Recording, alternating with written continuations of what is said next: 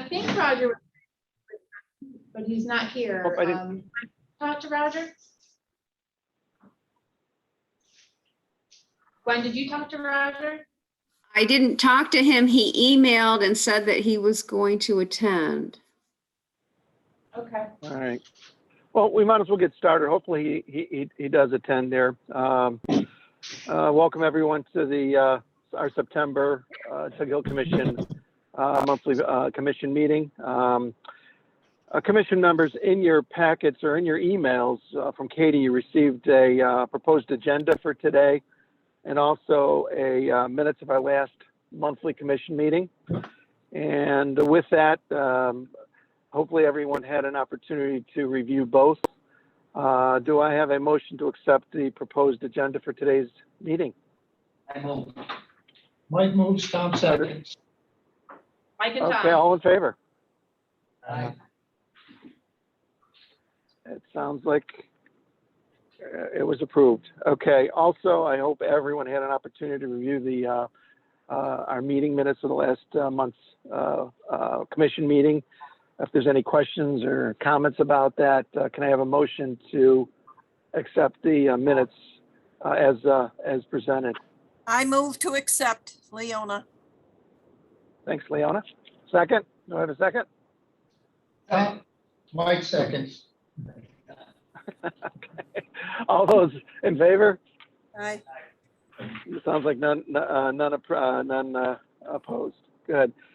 I appreciate both River Area Council of Governments and also West Carthage for sponsoring or hosting our our in-person meeting, which is both virtual and in person. We do appreciate that. Unfortunately, I had an obligation that I could not get out of, and I will be in the car for the next 3 hours. So with a little help from Verizon, I'll be able to stay connected for the duration of the meeting. If not, let's hope that Roger shows up. Okay, so we continue to have a quorum. With that, Katie, again, I can't see other than I know that who's there from the commission staff, and also should we make any introductions from any guests? Yeah, let's go around the room because we do have quite a few.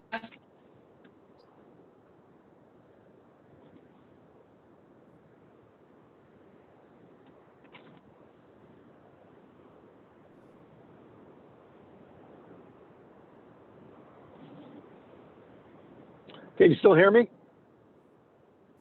I can hear you. I can't hear anybody in the room. Yeah, Yeah, I can't either. looks like it's froze. Okay. Yeah, I have a still shot of everybody. Ain't technology fun? It's Yeah. great. It's absolutely great. And I thought I was the one that was going to screw up. Hey, Law, I'm here. No problem. They just to let you know, Jan, they just dropped off. Looks like they're gonna have to reconnect. Okay. Thanks, Bill. Whatever Leona and I have as far as internet goes, I guess they should have wherever they are, because we're sitting here talking to each other and they're just disappeared. And we're not even the host. Okay. That's amazing. It said I was now the host. It popped up. So at least maybe that's why we're still connected. I'm not sure. Oh, let's see. I text Katie, so I'm hoping, actually, you know what? I should probably text Jen or Mickey, because I think they're who is hosting right now. Let's see. I'm assuming they're thinking that we dropped off. Right. Okay, I will let them both know we're all on. Well, I see Gwen, so I mean, she knows we're still here. Right? Yeah. Well, and for some reason, my keyboard doesn't want to type all of a sudden. What's happening? Get out your Oh pencil. my gosh. Get out Oh. your pencil, Gwen. Yeah, right? I might have to. Oh, Well, let's hope that this Delta variant and this COVID goes away quickly so we can get back to in-person meetings in its entirety. Right.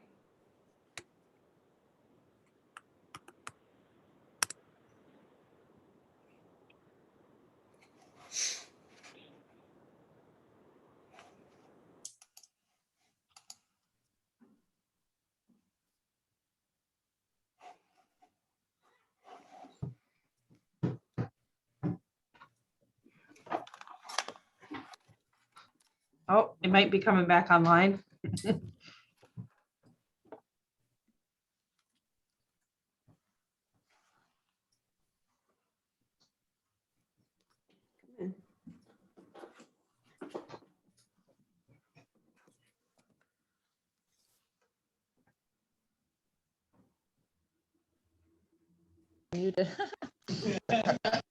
Hello, this is Katie. Can you hear me? Yeah, we're here. We're All right. here.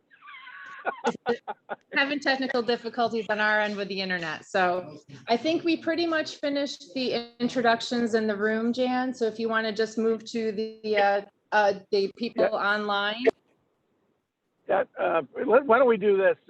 Since technology is very jittery today, why don't we just move right into the executive directory report? So we do have a couple of important things that you need to cover. So I'm hoping everybody's on. Well, we still have a quorum. So why don't you go ahead, Katie? Yep. Okay, thank you. So administrative wise, with COVID, as you all know, remote meetings with the board being remote and being able to do business are allowed again mid-January based on new law that was passed early September at the special legislative session in Albany. So here we are doing in again, and I know some of our board already do that as well. We have small increase soon. Dan, you might want to mute yourself. We're getting some static, I think. Sure. Now I've muted the chairman. We can get away with anything now. Oh, so I can do it. Yeah. Well, you guys can keep me in line. You're here Yeah, first. there's a Right? fat chance of that. Yeah. So we are seeing that, especially in the RACOG area, actually an increased interest in doing some Zoom meetings. So Mickey's working to multitask some meetings with some backup from the Watertown staff when necessary. In the office, masks are now required regardless of vaccination status, and that's from the state. We are pretty much following that at meetings. I mean, we're pretty well spaced here, so if you can space out, we're good. We're still waiting for guidance from the governor's office on the staff vaccination status reporting that they've been talking about. Hey, Roger, come on in. You're right there. Welcome. Got the seat of honor, Roger. There's coffee in the back and goodies, so. Oh, yep. So we don't know exactly what kind of reporting we need to do yet on the staff vaccination status. And Jan, just so you know, Roger just did walk in, so I know you can't talk to me right now. So the governor's office hiring, obviously there's been a change in administration since our last meeting.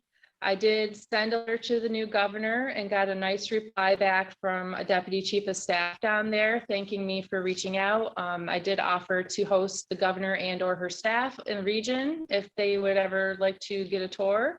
I said we could rival your Buffalo snow in the winter if she wants to feel right at home in Tug Hill.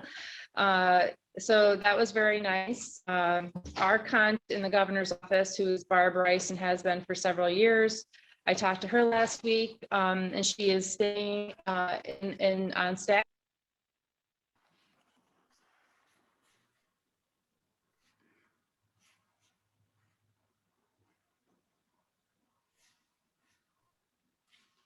Not going well today, is it? No, Not going. nothing. Not going No. well at all.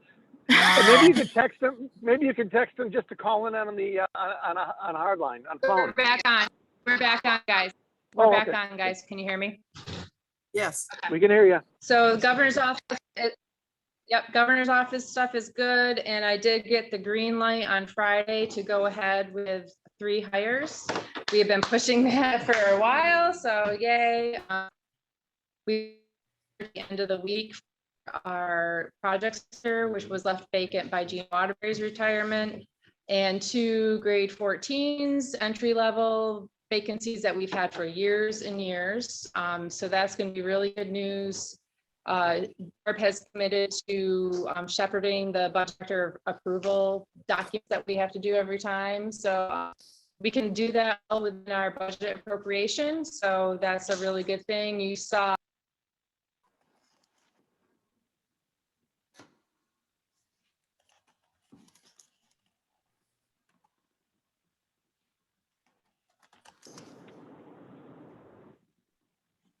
Lost him again.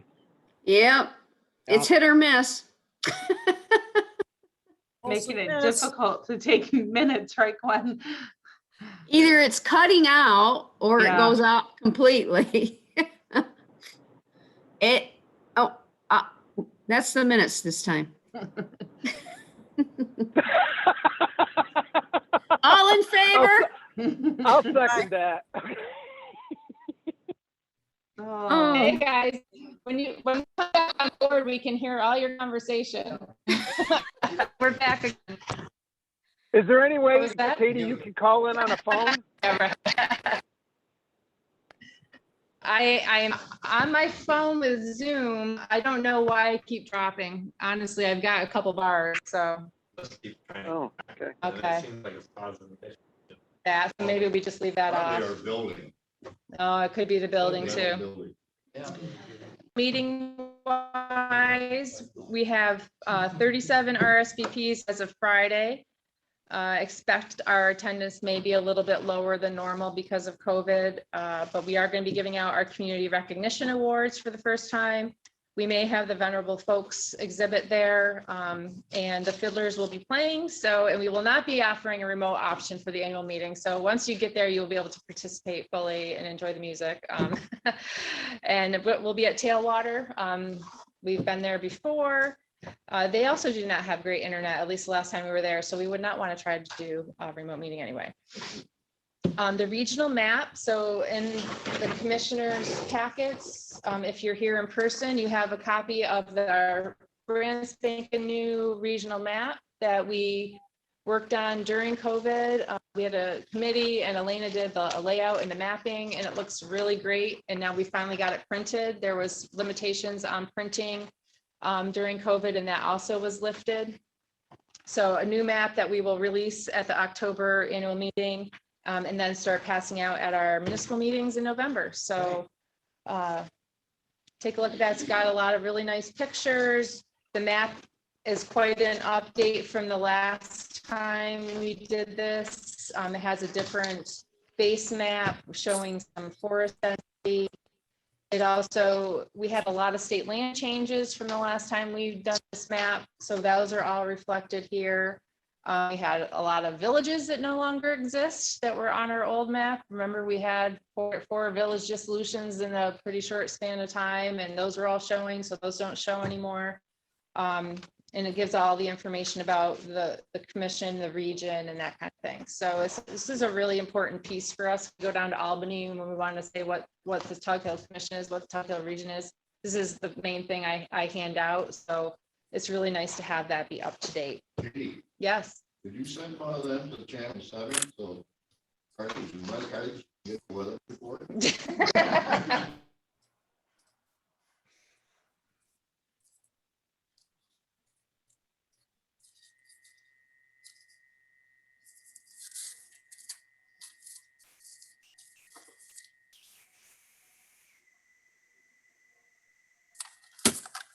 She disappeared again, Jan.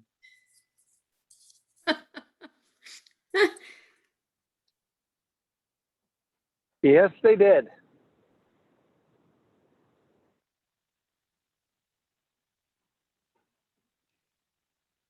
So this is a good advertisement for better internet into Tug Hill. All right, we're back again. That's a I good will one. give an Bill. update on the broadband. Can you guys hear me again? Yes. Every it's other word. spotty. Yeah, every other word. And you would think we're in Montague, but we're not. We're in West Carthage. We're in a village. So it is what it is. We're doing the best we can. So commissioners, you had a handout regarding Laird Petrie and a potential contract with him. Laird Petrie, as many of you will know, was with the comptroller's office for a long time. A very valued person at the comptroller's. She's gone again. I'll second that. Laird's a nice guy.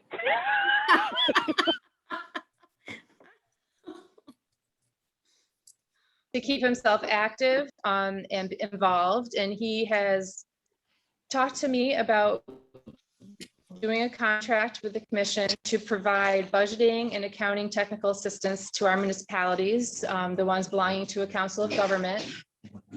I'm waiting to be added in. Okay, oh yeah, yep, If you want to transfer, I could probably myself sort of think. it seems to be better, okay. So Laird, as you see on this, would be a 6-month contract starting in October 1st. Oh, hang on. For a second, where are you, Mickey? You're the, 681, Yep. 860. yep. I don't think I can give you a host because you're on the phone. Oh. And then if I hang up, we won't have a meeting anymore. Right. So that's not Yeah, gonna work. fine. Okay. So we have room in the budget. And you was like, oh, you can't, Yeah. you probably lose it.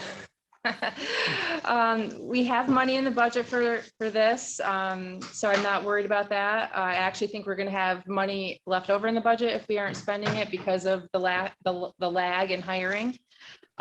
So I just wanted to, I don't really need to do a formal approval, but I wanted you to see what we're thinking and kind of give your nod, if you will. Jan talked about this earlier and he thought it was a great idea. And I would hope to get some staff involved in some of these, some of the work with our communities to help train them as well on these budget details, just be an opportunity for us to absorb some of Laird's knowledge. So talked about 100 hours of time through October 1.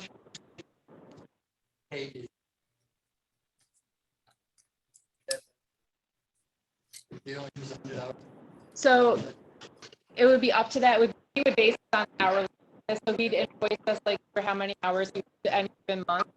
And we would have to manage that a little bit. Like if it's interested in having talk to Carla, we don't organize it. There would be, they couldn't have them for all 100 hours. We're thinking, 3 or 4 hours a community is a pretty good amount of time. Do a combined community. Could do that too. I think that'd be a waste. Yep. Larry's got much now.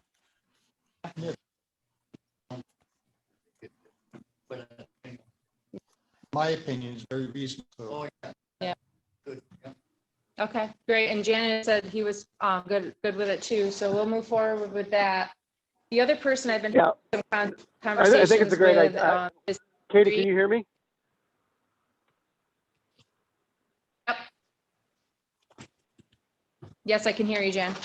Oh, okay. Yeah, I didn't hear a lot of what was being said locally there, but I think Lord's he's a big champion for the Tug Hill region. For any supervisors that have been around for at least 30, 40 years, they would know him because he's more than likely audited them. And I think he's a teacher, not only an auditor. And sometimes there's a very fine line when you walk down that road, but I think he'll be great. But I think once you get into this program, stay flexible. I think it'll develop its own ears, if you will, and it'll work out very well. I'm very happy about this. Great. Thank you very much for that. The other person I've been speaking with a little bit is Phil Street.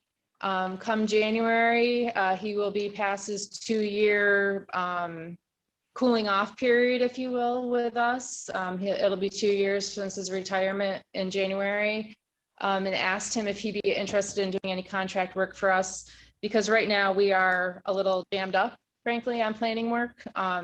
And with some staff limitations, there's a lot of meetings being pushed on that, and I'm worried about his ability to keep up with that. And we're going to be out, we're out several months before we have new staff. And then there's a training period for those new staff, and that's a lot on that. So I've talked to Phil about potentially come back. And he's potentially interested in that.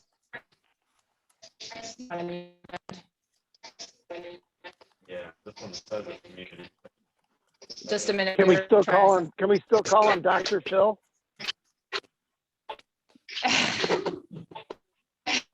Want me to mute my phone now?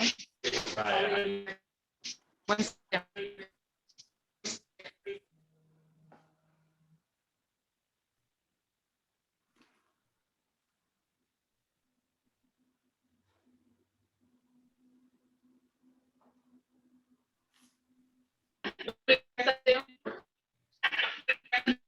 Okay. So we're talking with him, and I think we would have room in the budget for that as well. So we'll see what we can do with that as too. Sorry, this is hard.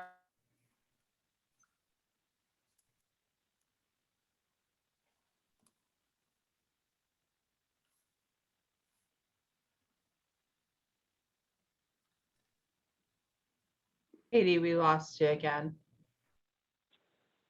Oh,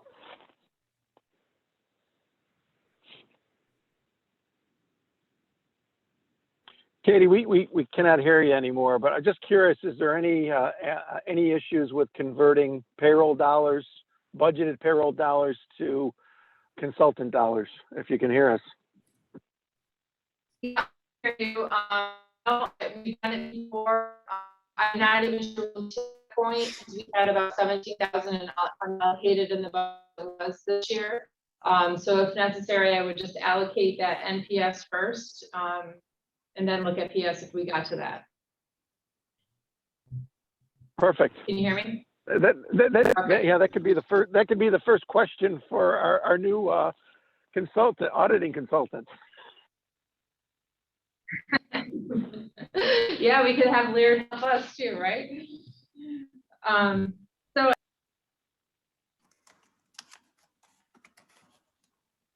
They're all gone again. I think we should start making a song.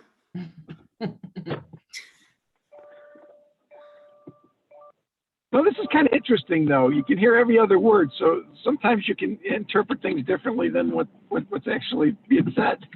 yes, it reminds me of that commercial where the person's asking what they should wear to the event and they get every other word. That's a good one, Felicia. That's so true. We're back on. we're back on, guys.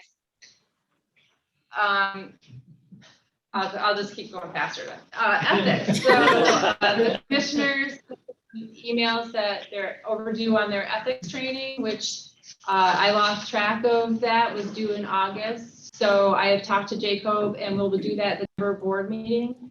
We'll do it during the board meeting. We'll keep it pretty painless. There's a shorter version of that now available for unpaid officers like all of you.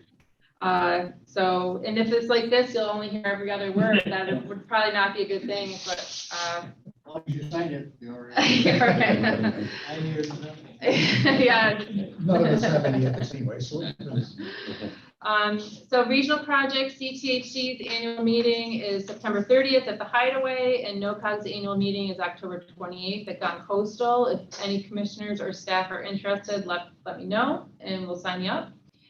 Minimum maintenance roads. I'm waiting to get a little bit more detail from Mark Shatner before I go to legislators about modifying our bill language. I was hoping to have that last week, but hopefully this week it will come. We have talked to both the towns of Western and Montague about them potentially being our guinea pigs, if you will, to be the special cases where that section of highway law would not apply, and they are both willing. So we will go forward and see what happens. They would both be the same assembly person and same senator. So that's, I'm planning to do legislator meetings end of September and into October to talk about what we've been up to and any legislative things our communities need in the upcoming legislative session. Broadband, obviously there's still issues. There will be a presentation at Cooperative Tug Hill Council's meeting on the broadband we've been working on. Elena and Carla are putting that together. We do know that only Lewis County's report is done to date. Jefferson, Oswego, and Oneida are at various stages. I know Oneida counties got held up because the consultant, ECC, was having some internal issues, which I think might mean they took on more than they could chew. And so they're a little bit behind. So we're going to keep on top of that because it's an issue. I mean, we can't, I mean, maybe it's the building, but maybe it's not here. I mean, you think you should be able to get decent enough internet at a place like this. So stay tuned on that. Training and webinars. So there is a handout in your folders about where we are for the year. We've done a lot of trainings this year. As you will see, there's, I don't know, I've lost track. Over close to 40 webinars that we've held. Our total that we've trained so far, attendees, is over 1,200. We have some coming up. We have, oh, I have a handout with that on there. Tomorrow night is Lee Portner talking about logging in Lyons Falls and the surrounding areas back in the early part of the last century. We have 102 people signed up for that. He's going to be good. He's done this presentation only in person with slides. So we have moved him into the 21st century. We took all his slides and scanned them, put them in a PowerPoint, got him used to talking in front of a computer with a camera. So it should be fun tomorrow night. He's in his late 80s, but he's sharp and it's going to be a good one. We've got Lair doing some budget workshops for us next week and the week after. We're going to be doing an agriculture in Lewis County webinar, another historical type webinar at the end of October with Joe Lawrence. If you know him, he's originally from Jefferson County. He now lives in Lewis County. Very smart guy. It's going to be a nice presentation. Our very own Matt Johnson will be doing a comprehensive planning webinar at the end of October.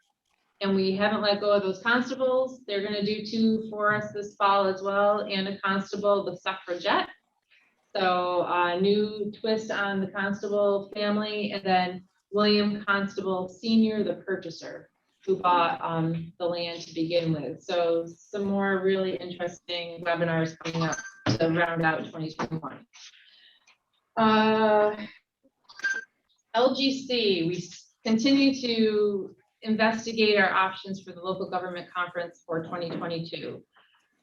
We've really narrowed it down to GCC probably isn't going to work for 2022. The only place that would be big enough to accommodate our size of a conference, our size of an event, is Turning Stone. Fort Drum didn't have a big enough space. The spaces in Lewis County were not big enough. Tailwater's not big enough. So we're planning a trip to tour Turning Stone and talk about some of the specifics of the contract, because we need to make sure that we're not, and if we have reduced numbers, that kind of thing, we're on the hook for a lot of money. So we're going to be meeting with them soon on site. The other option we have is Three Willows, which is a new conference facility in Lyons Falls behind Boondocks, if you're familiar. They can fit, was it 250, Jen? 250 people. So that's, you know, less than half the size of our local government conference. If we use that facility, it becomes more of a planning / zoning conference, really focused on that 4-hour training requirement that planning and zoning boards have. And it's not an LGC at that point, but it's something that we would be able to offer. So those are our 2 options right now. We've got to make a decision soon, because if we're going to do a full LGC, we need to be planning it now. The date with Turning Stone, if we go with that, it's April 19th. That's the only day they have available for our conference, which is a Tuesday, the Tuesday after Easter. So if anybody thinks of any problems with that, holler at me right now. But we thought that was better than the Thursday before Memorial Day. So that's, we've really been trying to think through all of the issues with that, and who knows what's gonna be happening with COVID in April, that makes it really hard to plan, but, people are having conferences and just following the COVID protocols, wearing their masks and that kind of thing. We just wanna make sure we aren't on the hook for some huge number if we get lower attendance than we typically do. Then the last thing I have for a report from me is, we did a lot of consolidated funding application submissions at the end of July. There's a chart here in the packet. We helped at different varying levels of help. Some of it was very, very involved in the application, writing it, and some of it was more like kind of a consultant. Here's some ideas, here's some supporting documentation. But for almost $1.8 million, there were 9 applications submitted that we were associated with. 5 of those were groomers, snowmobile groomers. And if you talk to anybody in a snowmobile club, you'll find that there is an issue with that money right now. It's federal money that runs through the state, and the federal requirements for US Steel being the component in the machinery has really limited it to like one machine that meets their requirements, and the snowmobile community at large nationwide is trying to get a waiver on that, but they have not been successful so far. So I think it's a Tucker machine is the only one that qualifies right now, and most of them don't want the Tucker. It doesn't suit their needs for whatever reason. We'll see what happens. There may be some changes on the federal level that'll free up their ability to buy what they want. But that was something that we really was a difficult thing for the clubs to get over this year. Other ones was a brownfield opportunity area in DeFerriet, a playground in the village of Adams, which I will say Jen and Carla put that together with about a week and a half's notice. So that is a huge effort on staff's part to, basically there was no prior CFA that you were copying and pasting from either. So it was really, developing it with a nice committee in Adams, but that was a really big lift. So I wanted to note that.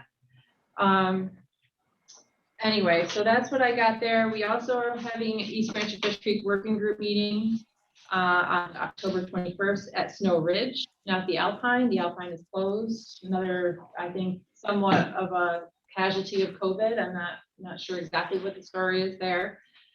Solar, we continue to see a lot of solar, and Leona pointed out to me that the commission was talked about in an Adirondack Explorer article this month, as the Adirondacks struggle to deal with how they want solar in the park or not. They did point to what the commission has been doing. It's not quite accurate, but it was just kind of nice to get a call out that we have been very involved with solar and helping our communities and taking a hard look at that. Matt and I continue to sit on statewide committees that are trying to get their heads around how solar and ag should be working together or not. Mine is the American Farmland Trust, and his is NYSERDA. And I think that between the two, the state is really trying to make sure that solar isn't inadvertently eating up too much ag land that's going to have an impact on the farming economy. Tom knows a lot about that firsthand in the town of Watertown. We'll see how that all comes together. The snowmobile economic impact study that we were part of that was released a few months ago continues to be used. I'm going to be partnering with Kelly Blazowski in Oneida County to do a presentation about that coming up. Lewis County is going to be presenting it to their legislature, and I'm hearing, and I don't know what the details are, but that there are some issues with snowmobiling coming up this winter, and I've asked where that is. Is it landowner issues? Is it what kind of issues there are? But Chris Skipper, who's one of the key snowmobile people in Lewis County, has some concerns. So that would not be good. As we all saw, snowmobiling is a huge part of the economy on Tug Hill in the winter. And that's it for me. Any questions? Katie, I'm sorry. All yours. Okay, as you can see, there's a lot of great things that are going on with the commission right now and in the region. a lot of positive things, from the grant applications to what we're going to be looking at for a possible new venue for our leadership conference. Most important thing that I just want to congratulate Katie and thank her for her leadership in putting together in a very, very short time with the new governor's office, the ability to get our requisitions for personnel's, get them to pay attention to them and to approve them. That is outstanding. Our staff has been working very hard for the last several years, and we have been dwindling from a personnel standpoint. So Katie, thank you so much for what you did there. It's that's going to help out tremendously. It's going to take time to get people in place, but that's going to help out tremendously. Thank you. Yep. With that, if there's no other comments about the executive report, why don't we get right into the River Area Council of Government report. Mickey or Wayne, whatever format you want to do, I appreciate it. All right, Wayne, did you want, or you want? Okay. So we actually have a Rank High board meeting tomorrow night. It's gonna be remote, and that'll be at 6 p.m. And then we've been working on a couple of different things. The biggest thing being the LED lighting project.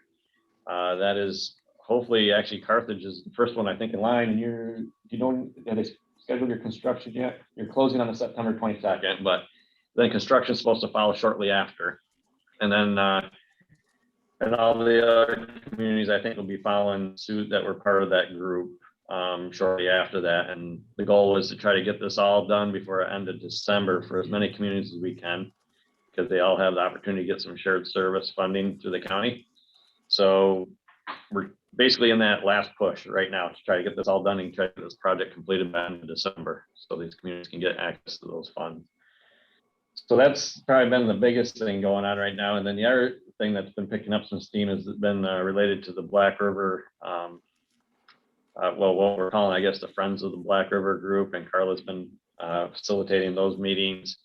We actually have Heidi Lehman has been participating. She's here actually today from Castellan, and so been looking at doing what we're calling the Black River Historical Floating Museum. And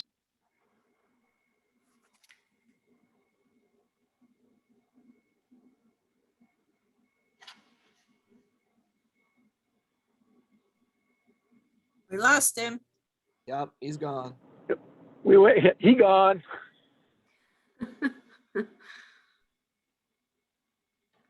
There. We're back. So what we're looking to do is we're recording all the historical sites along the river. And then GIMO has offered to go out and map those out on the river when we get done. And so we're hoping in the first week in October, we'll be going out onto the river and having them collect that information, as well as the navigation hazards at that point in time. So that's been moving along. I know Heidi here, she's been doing a lot with that, and with the historical part, especially in the Castellan, there's a lot of information there. And our intern, Ethan Pease, he's from Fort Drum. He's been working with that group also and meeting with the different historians and collecting a lot of information there. And then we also had a meeting, Katie and Carla and I had a meeting related to using the Thousand Islands Tourism Council's website that they have for the Black River, blackrivernY.com. About maybe putting this information on that site, so there's like a one-stop shop for all this information. And so we're continuing work through there. As far as with the communities that Katie already mentioned about the Feria with the BOA going on there. And then we also, Lavo, the town and village of Lavo have been working on a joint comp plan, which we're kind of now working towards the end part of that right now. So that's coming along. And is there anything I missed? Wayne, you want I think the big thing is the LED lighting. I think we finally got that all straightened up. There was a lot of questions about insurance, and I think there was some wording in the contract with Niagara. I think we've got a lot of that all worked out. A lot of the communities only had about $2,000 or $3,000 in insurance, and Niagara Mohawk wanted $5,000. And I think most communities decided with this day and age, excuse excuse me, with this day and age, we need to do up to $5,000. Million, right? 5 million. There's 5 million, excuse me. You dropped off some zeros. And we will be the first ones, I believe, to sign on Wednesday. And I know through I've been told that the construction will start immediately on the LED lighting and stuff. So it should be a big project for about 10 communities now, right? Mhm. Is it 10? I think. Yes, Communities? 10. Yep. 10. So it's a big deal to be buying out National Grid. And I will say too, also the other thing is, and Matt Price is on from ANCA here, but they've been meeting with communities about clean energy communities and that certification. I know they've been working with, I think, Champion, right, Tom, too? Matt Price from ANCA, he's been working with you guys and with you, Janet. Because I know Champion and West Carthage, they signed on with Good Energy to do the community choice aggregation and then the community solar opt-in program, right? Right. Where they have options to opt in. So they've been moving along with that. So Up myself. there, Tom signed right up. So they got that. They've been advertising that to get community signed up there. So I think with that, anything else? Keep paying your bills, guys. Yeah. Wayne says the same thing. So that pretty much wraps us up with what's been going on there. And I know the LED project is big, and I know that it's been frustrating at times, but hopefully it'll be a payoff at the end of the day. And I just want to say Mickey's been doing a lot of work on that, and I know it's it's been a little stressful at times. So I just wanted to point that out. It's a lot of effort, but hopefully it'll be time and effort well spent when it's all said and done. So I'll say the same thing. Mickey's really has done a lot to help with that LED lighting. He's really stepped in there and stepped up to the plate. well done. So Jan, do you want me to go right into the finance report?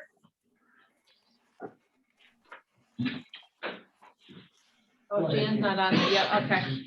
So we have two finance reports in here. You have a end of fiscal year 2020, 2021 financial statement, which is actually the end of year report, which is not a lot different from the one you saw last in June, although we did get a few COVID expenses actually reimbursed to us. So we were having to keep track of our COVID expenses separately and submitting those to Albany, which then sent them on to the federal government for reimbursement from some of the COVID money that was coming back. And so those ended up back in our budget, not that we could spend it because it's all over, but just so you know, our bottom line changed a tiny bit because of those reimbursements. And then as far as today's financial statement, September 16th, you'll see our salary, we're at 47% expended for the year, which is about right. Jean's payout, our vacation and all that is done. So we are definitely on track to have extra money in our salary line if we don't get staff soon, which we won't get them soon. So we're good there. We've been, pretty good on the non-salary expenses. I think a lot of things we're going to be below budget again this year because COVID has kind of continued to hamper the ability to do some things. We did finally get the 3 computers that we ordered back in April, just came in the office last week. So that was a good thing. It took a long time. Once we know that we bought laptops, once we know that those are operable and they are going to do what we need them to do, we will buy more, hopefully use up out of this fiscal year's funds, buying more computers for everybody. Because our old ones wouldn't run Teams well, even OneDrive was giving them problems, they would churn. It was very frustrating, especially with all the remote work. Other than that, any questions? I'd be happy to take any questions. All right, and I think we've lost Jan. So Mike, do you want to see if we have any public comment? Anybody, any public comment? Anybody? I just want to say that it's so wonderful for Mickey. I agree with Wayne over there, that if it wasn't for Mickey, I probably would have dropped LED lighting a long time ago. It's so confusing, so too many, you know, it's them and it's us and constant changes with National Grid, and I mean, he really deserves to be the saint of the LED. Don't say too much, he's gonna get this. Or if it all goes wrong, I don't know. It was so bad, we got out. The Champion didn't have too many lights We either, went right? to Nino. We went to. You just, yeah, We did. yeah. We didn't have that many We ones? didn't have that many lights, yeah. Sorry. We won't hold it against you. Bruce is a bean counter. Anybody else? I do have one thing I'd like to bring up. I probably like everybody. It's not directly on Tug Hill, but it's semi related to it, and that is about the marine sanctuary Lake Oh, yeah, Ontario. I can talk about that a little bit. It's been a lot of, I think, about 2 years we've been working on it so far. And they're all, there's two elements. It's all based on size. And element one is what I can figure out. And that goes from Monroe County and the Lake County line to just around Northampton up on the St. Lawrence. So maybe you can give us a quick report. Yeah, so there's been a proposal. It was actually started in April 2015, 16. It was a 4-county proposal.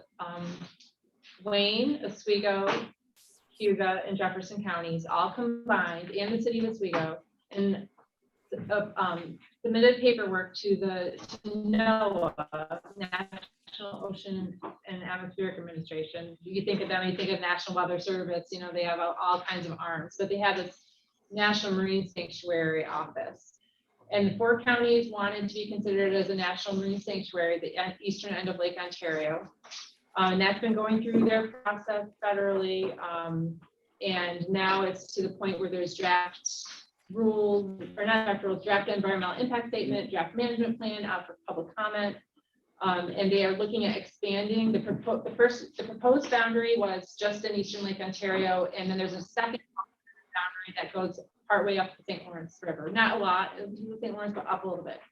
I know this because with my personal hat on, I sit on the advisory council, not my commission hat.